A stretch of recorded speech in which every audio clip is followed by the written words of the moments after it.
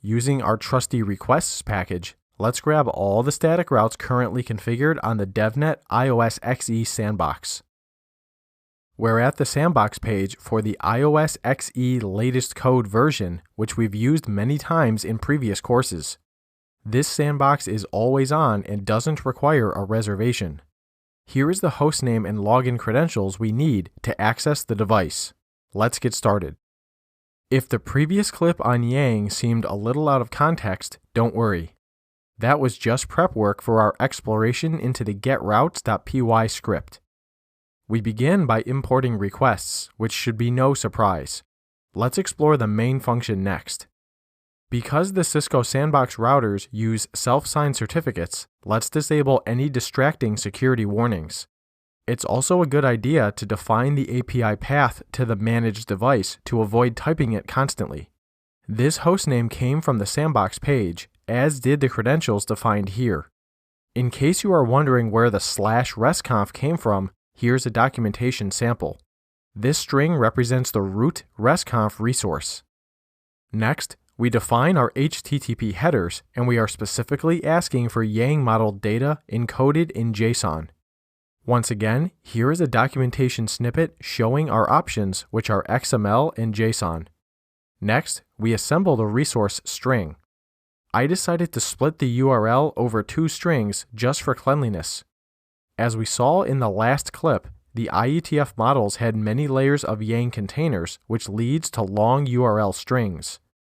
First, we specify that we want to use IETF models with IETF routing, and we specifically choose the routing container. You may not remember, but the routing state container was the other option, and that one was read-only. Then, we select our routing instance, and we are using the default one. We also need to signal our interest in static routing. This was under the routing protocols container, and we must include both the protocol type and name. If you are confused about where the 1 is coming from, I'll explain that shortly. We use a comma-separated string to pass in multiple elements to form the key, as required by the Yang model. Next, we issue the GET request, passing in our custom URL string, headers, authentication, and disabling certificate validation. When the response comes back, we can optionally print it out. I've stored a sample in the dataref directory named getRoutesResponse.json. Let's explore that quickly. At the very top, we have the IETF routing module name followed by the routing protocol container. This particular type of protocol is static routing and has a name of 1. This is how I knew to use 1 in the script. It's because I issued a generic HTTP GET request first, then backtracked. There is only ever one instance of static routing in a given VRF, so I find it unlikely this will ever change.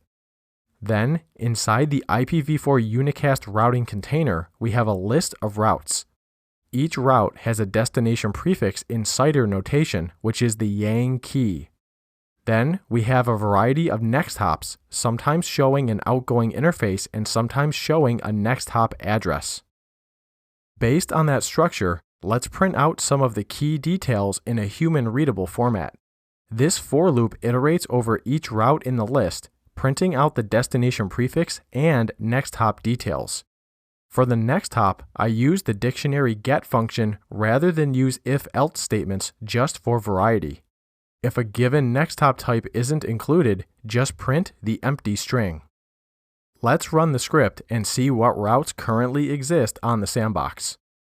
Okay, only one route, and this makes sense.